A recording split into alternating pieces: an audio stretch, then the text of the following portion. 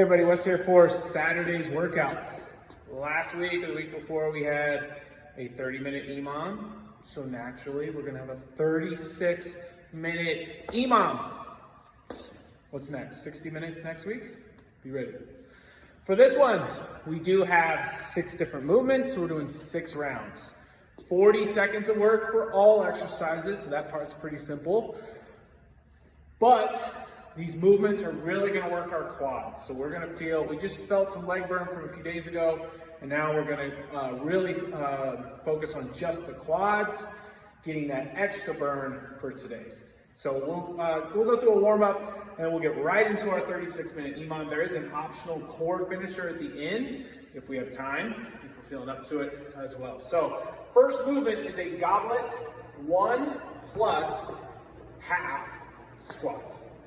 Okay, so yes, this workout is for reps, but let's focus on quality, make sure we're moving well. That's gonna be more important. You're gonna get more benefit out of it than trying to fly through some of these movements. For our goblet squat, sitting down and back, pushing those knees out. We want to try to work all the way through that range of motion, okay, keeping everything tight. So we went down, I'm then gonna come up to just above parallel, back down, and then up. Make sure when you go down, and then you go down for the second time out of that half, that we're not starting to lose everything and lose that tightness. So keep everything nice and controlled through that. So you go down, up a half, back down, and up. That's already gonna start to burn because of that extra tension time going through that half rep.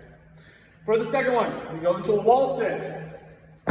Probably couldn't have picked a worse movement for you to have to pair right after that goblet. So with wall sets, we've seen these a few times.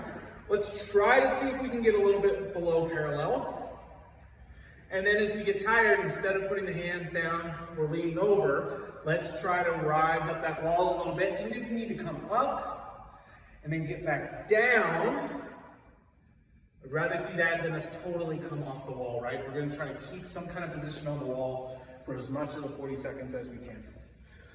For the third movement, we will go with the bike. So again, if you have the bike for this one, kind of like the movements the other day, it's really gonna add on to that leg fatigue. Same thing with the rower, not as much with the skier, but all of them are still gonna fatigue us pretty good. Fourth movement is our sit-throughs. It's been a few weeks since we saw these as well. A few different options for our sit-throughs.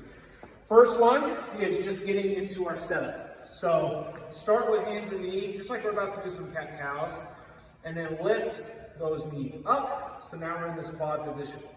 I'm going to lift up, I'm gonna lift my right arm, which means I'm gonna be opening that way, and the opposite leg will be coming through. So as I go through this sit-through, lift, I then try to extend my leg.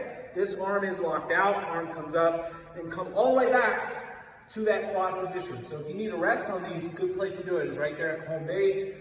Set those knees down for a second, come back up, okay? And then switch sides to the other. One way that we can make this a little bit easier is as you turn, setting your heel down. So you still have your leg straight, you can't see my heel, but setting it down before coming back to that home base position in that quad, hands and feet.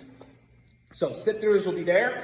If the turning on the sit-throughs is too much, you could just try to hold that position for as much of the 40 seconds and build that stability there. Fifth movement, double dumbbell suitcase hold. So we're gonna have 2 dumbbells.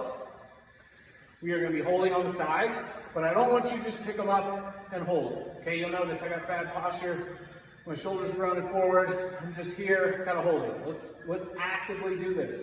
So pull those shoulders down and back, stand up nice and tall, and hold in this strong position. None of this, more of this, okay? So that'll be 40 seconds. You could test yourself on this, right? You do have a dumbbell that you're gonna be using for goblets, but you could try to go heavier with kettlebells or dumbbells for this position. Then the last one is dumbbell slides. So, again, it's been a little while since we saw these, but they're all coming back. They all circle around. The dumbbell slide, the one mistake that we tend to see the most is just that we try to push it across instead of pulling across. So when we go into the dumbbell slide, you get into that plank position, and I want the dumbbell to be right behind Right now I'm gonna have it right behind my left hand.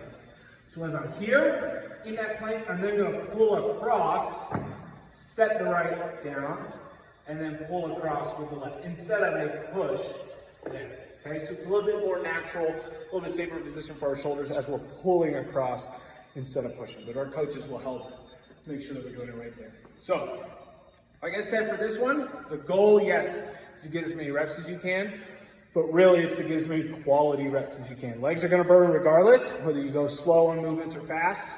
It's gonna be a great workout, but work on that quality for today. Have fun, 36-minute EMOM, you all can do it. See you on Saturday.